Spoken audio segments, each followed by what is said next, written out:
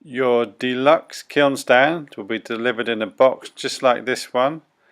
Unpack and check you have all the pieces. Inside you will find 4 chunks of metal.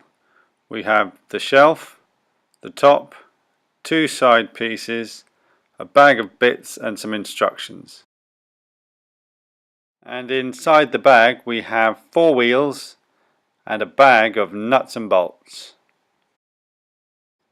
To assemble the stand you will need a screwdriver, a spanner or socket 11mm and a pair of gloves to protect your hands. Get the 2 side pieces and position them with the wheel brackets on the floor. Then drop the shelf over the side pieces, making sure that it's the short edge that loops through the hole. And then the top piece, making sure the short edges just loop over the sides again.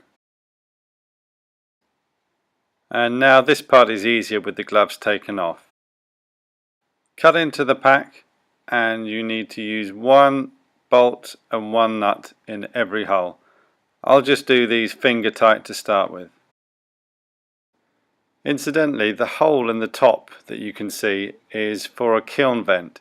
If you ever wish to attach a kiln vent underneath your kiln, you simply slide it into the slot just underneath that hole.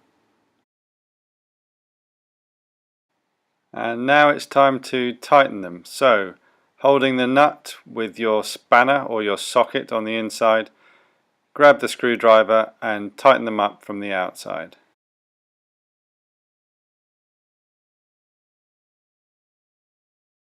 And when you've done that, flip it over and you'll need 3 nuts and bolts to attach each wheel.